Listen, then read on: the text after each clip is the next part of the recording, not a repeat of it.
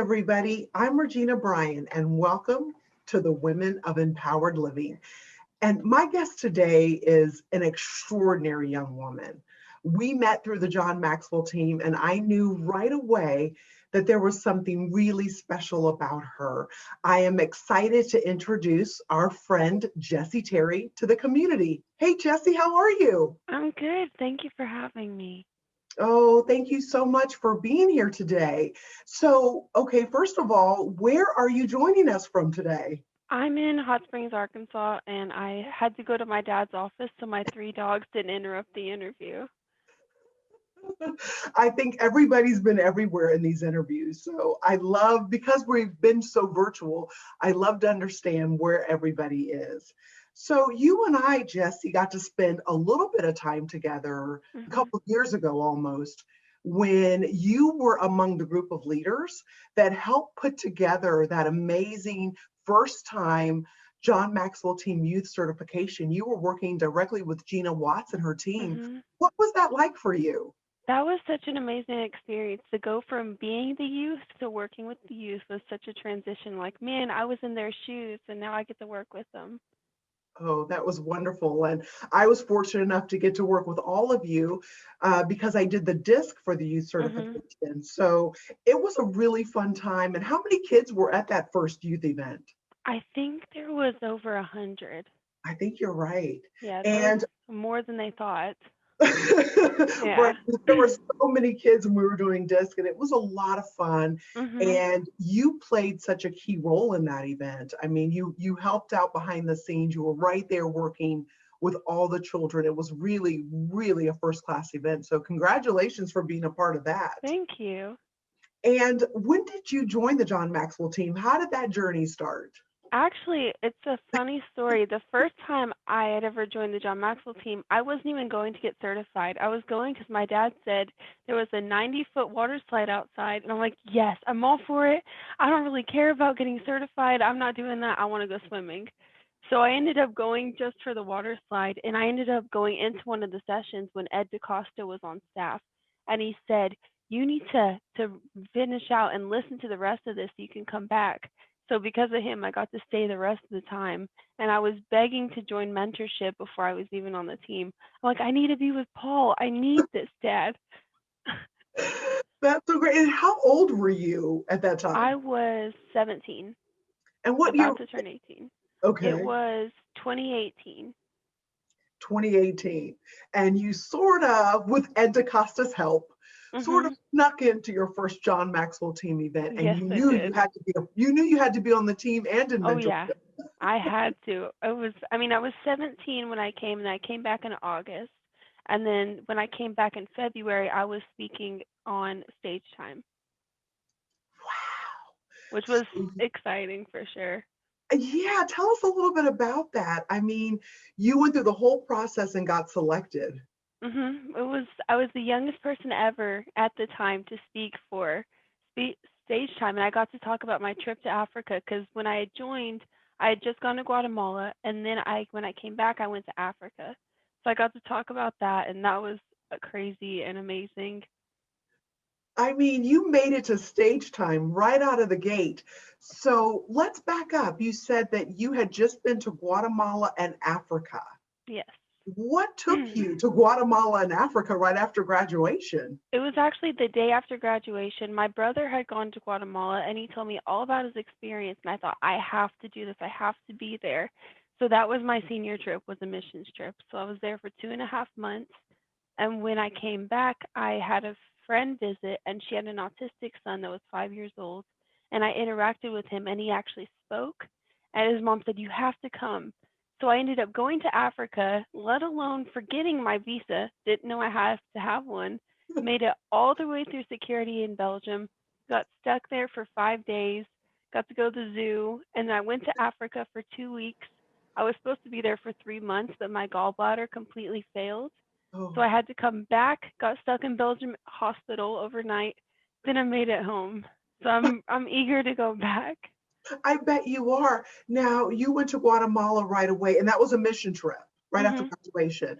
What was that like being in a country like Guatemala for a couple of months. What It did was you do and how did it change? amazing. I actually went to work with a program that helps kids that were on the street to help them off of the street into the place called La Zona Extrema, which means the extreme zone. So they had a huge skate park inside of there where the kids could skate. We told them about Jesus. We'd help them with their homework. So it was a safe place so they weren't walking the street. And so while I was there, I got to work there. And then I also got to go up into the mountains and install stoves. Oh my gosh. And it What an was extraordinary culture time. shock. It was a culture shock, but it wasn't so much because I'd been exposed to it when I was little. So I knew what to expect, but at the same time, it was like, oh my gosh, this is actually happening. I bet it was a dream come true, um, Mhm. going on a mission trip. And then you went to Africa. So Yes. tell us a little bit about, even though your trip was cut short due to medical reasons, talk to us a little bit about, I've never been. What was that experience being in Africa like? Oh man, I want to live there. It was incredible. I got to work in the first ever special needs school that was built in Cameroon, Africa. I missed all the training, all the important stuff of me being there. I missed out on, but then I got to go and I worked with the preschoolers and I fell in love with it. And then I recently got to go to Costa Rica and I taught women's self-defense for 5 weeks with my mom. So that was awesome as well. Oh my gosh. So not only are you passionate about mission trips, you're passionate about women's self-defense. So Oh yes. talk to us about how you got started with that. So when I was younger, my dad always taught self-defense and he has 5 black belts. So the martial Okay, arts world is, yes, your dad has 5 black belts. yes. I know your dad, and I never knew that. So I've always been in the martial arts world. That's just second nature to me. So when I realized that I could get certified to teach, I stepped on it as quickly as possible. And then within the next month, I was in Costa Rica.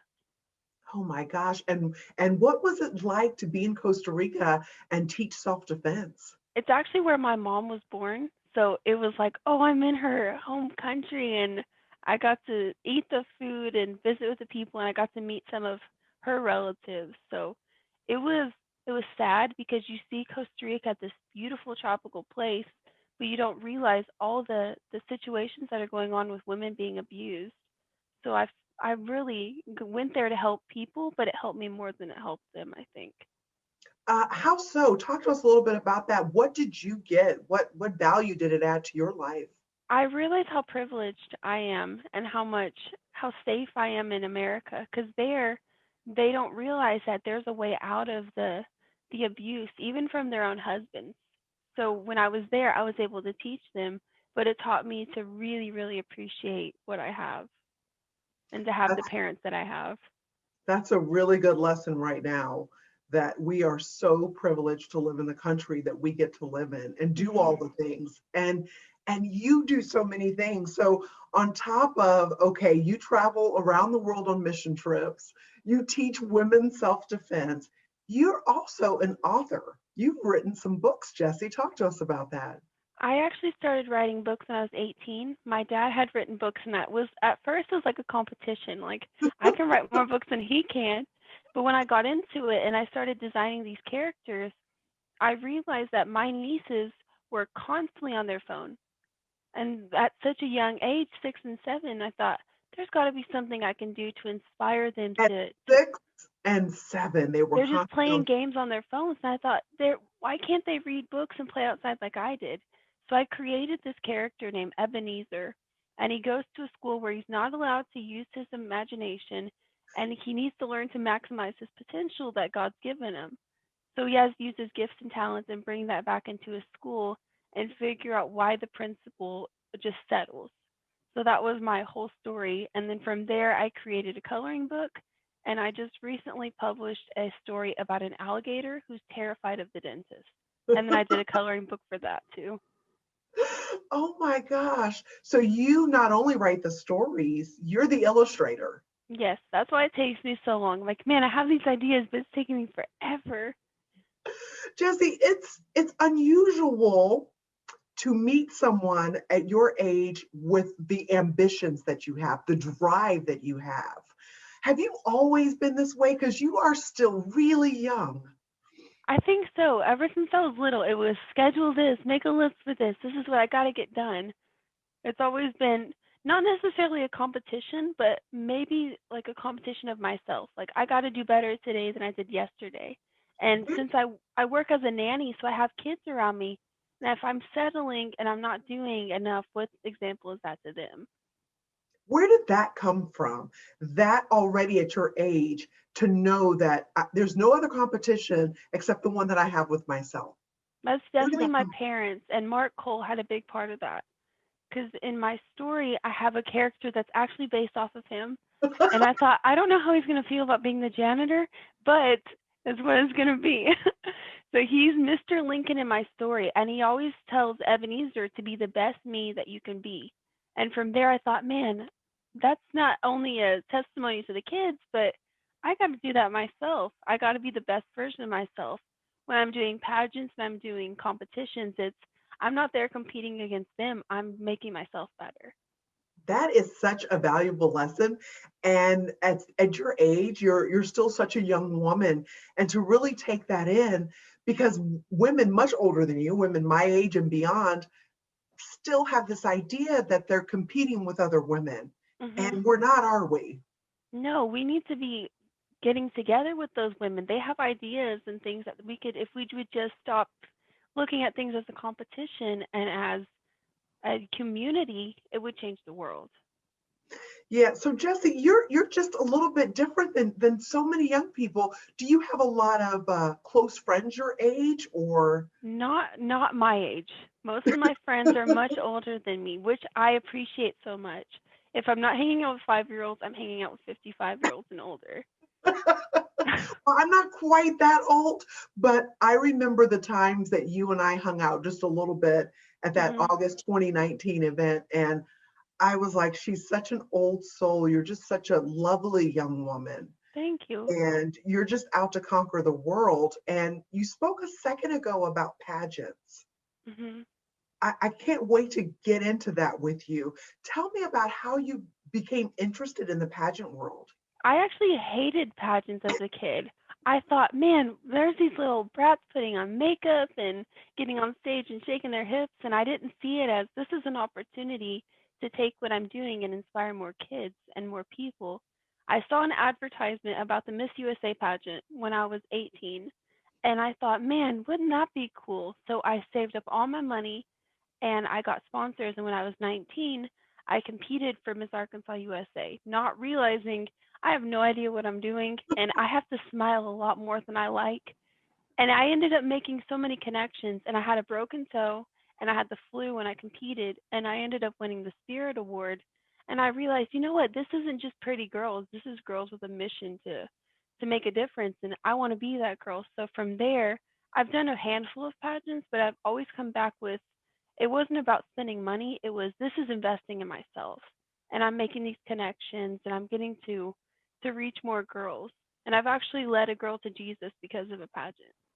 Oh, talk to us about that first. It was the first pageant I ever did. My We were paired up. This is when we had overnight. Now it's just one day. There was a girl in my room with me, and she had never even heard about Jesus. She didn't know who he was or anything. So I got to talk the whole night. I had the flu and I wasn't sleeping. I thought, you know what? Who cares? I'm just gonna take advantage of this. So that was more of a win for me than taking home the crown, which was Oh, super cool. okay. That gave me goosebumps just now. You were at your first competition, sick, broken toe, and you realized that your roommate had never heard about Jesus. Mhm. And you led her to Christ? It was amazing. Wow, that I mean that really choked me up. What are you learning as you're making these connections with other young women in the pageant world? Those of us like myself and other women that aren't a part of that world, Mhm. that may have some misconceptions or some judgments. What can you tell us about that world and about the women that you're meeting?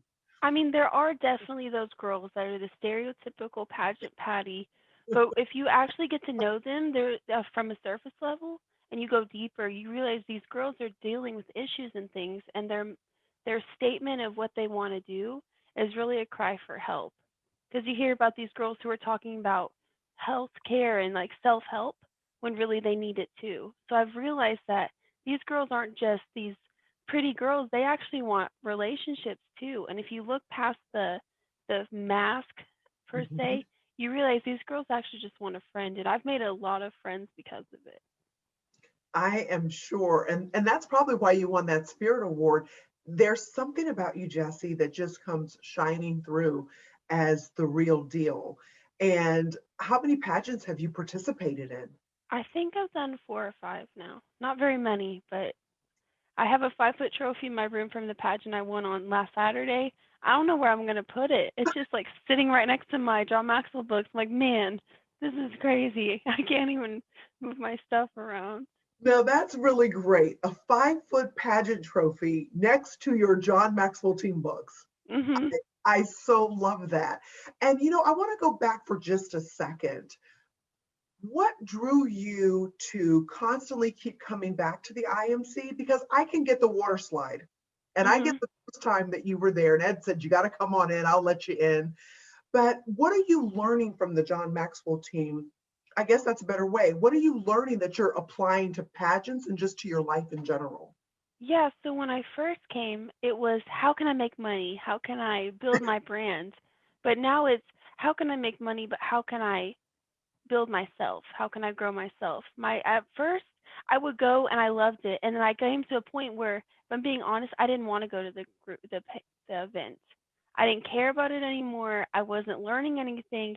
When I had to stop back and say, I may not be making money, but I'm growing as a leader. So it was this sense of I might not enjoy not making money, but if I really look at it as my dad is investing in me and he's spending the money for me to go, there's a reason for it. So I had to stop back and go, I might not want to go, but when I get there, I'm going to be glad I went. So there I was a mean, year I just did not want to be there. And that was the year I met you. And I thought, okay, I'm never quitting this team. I love this way too much. I just never forget seeing you as the leadership of the youth IMC certification. And I thought, Mhm. there's just something so special about this young woman. And I love what I'm hearing. You didn't want to go, and yet you just kept showing up because it was building you Mhm. and you were investing in yourself. Yes. And all of this is leading someplace really fabulous because where are you off to in September? I'm actually walking for Prestige New York Fashion Week. It's not the big one, but it's got a bunch of big designers, and I was invited to come walk for 3 different designers. So Who I'm are you super walking for? stoked about that. I'm walking for one of Coco Chanel's models. She has a purse line, which is Gosh. called Avadora.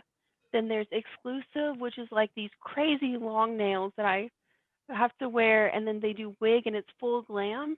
And then there's one called Emily Artwear. So I'm getting to do all 3 of those. Wow. And this is going to be quite the expense for you. Mhm. How can we, those of us in the empowered living community, how can we help you get there? I actually just put up a fundraiser on my Facebook, and for me right now, $2,000 sounds like $1 million, Right. but I have to raise 2 grand to pay for because it's not the actual one. I have to pay for the clothes that they're designing me because I get to take them home. So I have to pay for the outfits and I have to pay for my airfare and hotel And by this, the end of July or by the end of June, somewhere around there. okay, so it's coming up. Yes. And the reason why it's worth the investment, because I think some people might be wondering, well, if the designers want you, why do you have to pay? But this is like the step just below Fashion Week Mhm. that can really propel you to Fashion Week. Yes. So it's a really big deal for us to get you there. Oh yeah, I'm so excited. When I was younger, I wanted to be a model because I mean, I have the big hair, I have a different look, but I stopped looking at it as I just want to be the pretty girl who's on a magazine. But there's people who have not heard about the gospel in the modeling world that I'd like to reach. That's a really big thing for me because it just takes one person to start a fire and then it grows. So I want You're to be the light that shines in the modeling world. so you want part of the reason, I mean, you have the hair, you have the look, but it's Mhm. also a heart thing. You want to go into the fashion world where maybe some of the women in there, your age, older, younger, have never heard of the gospel. You want to be the Mhm. one. You want to be the one that they've heard, that they hear the message from. Exactly. I mean, there's so many girls in the modeling world that are dealing with eating disorders, that are dealing with confidence issues, and I'm not, I mean, I'm in shape, but I'm not like stick thin. And I want to be able to tell these girls, you can have an athletic build. You don't have to be overweight, but you can have a healthy body and still model, because that's becoming more popular in the industry, is to be healthy. And I want to promote that as well as telling them about Jesus. So it's really amazing, because there's going to be press release there. I'm going to get all these videos. I'm going to get modeling shoots, and I'm super stoked. My I dad just is not, but my mom is. He's like, I'm not sure about this. Maybe you should stay home with me. I'm like, no. oh, just like a dad, right? Yeah. Doesn't want his baby girl to go off to New York City in the wide world of fashion, but And they're he's going to not be even lucky to going have with you. me.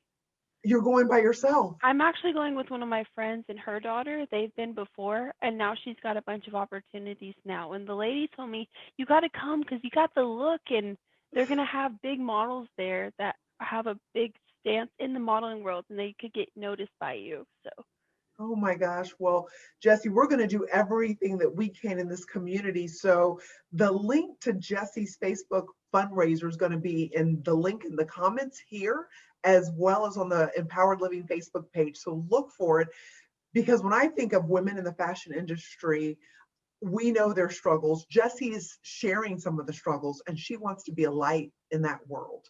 And mhm. that is awesome. What's the ultimate dream though, Jessie? You're doing so much. So what Mhm. does this ultimately lead to for you? My biggest dream since I was 6 years old is to have an international playground company that goes into third world countries and other places and installs playgrounds there, because there's so many kids that have lost their sense of childhood due to like family issues and things they can't control. And even when I was in Africa, I saw little kids having to sell stuff on the street. I know the company I want to reach out to. It's the iPlay company in Canada. I have the blueprints. I have everything I need. I just need that one person to say, okay, I'm going to come alongside you and I'm going to help you do it, because I have everything I need. I just need the money and I need the person. Now, what's the name of the company again? The company that I've reached out to about building is called iPlay Company. I Play Company in Canada. And then the name of my brand when I start building is Playgrounds with a Purpose. Playgrounds with Purpose. So your big dream, here you are in your very, very early 20s, since you can remember, is to do this international playground company. Mhm. That's remarkable. And so the books and being a nanny and the modeling, what you're hoping is that it takes you there. Yes, I know it will. I just have to get there. I think you're also the right person to ask this, Jessie. When you're on social media, on Facebook or Instagram, there's a lot of women out there on display. Your age, Mhm. my age, totally, just free with their bodies, free in Mhm. social media, letting a lot of their lives be known. You seem to be the opposite of that at your tender age. I think it's just incredible because you're young enough to Thank be you. my daughter. So I'm learning a lot from you. What would you say to the women, especially your age, that are into competing with other women, that are Mhm. on social media trying to be seen at all costs? What's your message? I think I stop back and when I work with kids, I realize everybody is seen by somebody, and your life's an influence. And when you get on social media, what are you doing that's promoting yourself? And if you want to go on TikTok and you want to go on Facebook and show half your body, what's that saying to everybody else? So you have to really stop back and say, what influence am I making on the world? Because it may be one person, it may be 50,000, but you're impacting someone's life, and you could be the reason they commit suicide. You could be the reason that, I mean, there's so many people now that they say they were bullied so hard on social media that one or a few people I've heard of, even some of my friends, have ended their life. So you can be the reason that somebody accepts Jesus, or you could be the reason someone goes down a dark road. So you have to stop back and say, what am I doing? How am I promoting myself? How am I sharing Jesus? Or how am I leading someone down a path that could end up causing them to hurt themselves? That's really quite amazing because I can't imagine being a young woman in my early 20s dealing with Facebook, Instagram, TikTok. Mhm. People my age in their mid 40s, we didn't have to deal with any of that on social media. And so I can't imagine it now. And so someone like yourself that's such a role model, it was wonderful to hear you speak out about that. Because there's no doubt, Jessie, you're going to change a lot of lives in the modeling world and outside the modeling world. I mean, and suicide right now, one of the girls who was supposed to be competing at Miss Arkansas Mhm. Teen, she recently ended her life. She had been so depressed and she didn't realize that she could get out of it, and she just came to a point she ended her life. And so they honored her at the pageant yesterday. And there's girls like that who need, with 2020 and COVID and everything, there's girls that need to realize they have a voice because she was a beautiful, amazing girl. Her name was Kennedy Nita, and she was amazing.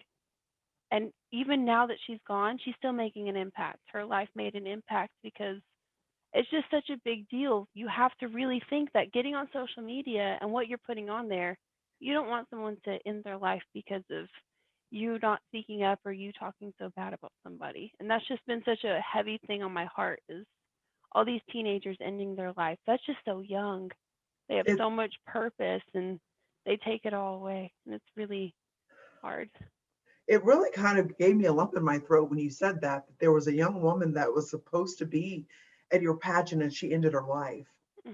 She was supposed to be competing this weekend.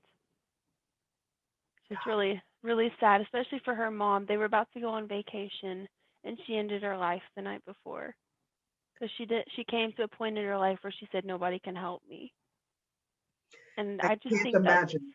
so sad because you have a voice, and that really can. What you say and what you put on social media, it's going to make such an impact, even if it's just one life. Even if it's just one life. And that's how you're inspiring me, Jessie, as a young person, as a woman. You're using your voice already to bring people in and to tell people that they can make a difference. Mhm. It's such a beautiful message. So I want to wrap up by asking you this question, and you've already spoken into this in bits and pieces, but what does an empowered life mean to you? It's a life that makes an impact. We're put on the earth for a reason. God gave each of us a plan and a purpose. And if you're not a millionaire, you're still making an impact. You have to live every day like it's your last and live every day like there's a crown on your head and you're reaching millions of people. You have to live every day like the queen that you are and go out and shine bright. That's what an empowered life is. You may have just said one of my new favorite phrases ever. Live your life like there's a crown on your head. Mhm. That's what pageants have done for me. It's I might not win every time, but God has crowns for me in heaven. And I hope they have rubies on them, but that would be really cool. Oh my God, Jessie, you give me hope. We have a lot of amazing young people, and you represent them well. Thank you Thank for you. all that you're doing in the world. And we've got the links posted. So if you want to help Jessie get to Prestige New York Fashion Week, let's help her get there because she's exactly the kind of young person that these women and all people really need to hear from. Thank you so much, Jessie. Good luck. Thank you. Bye, everybody. See you next time.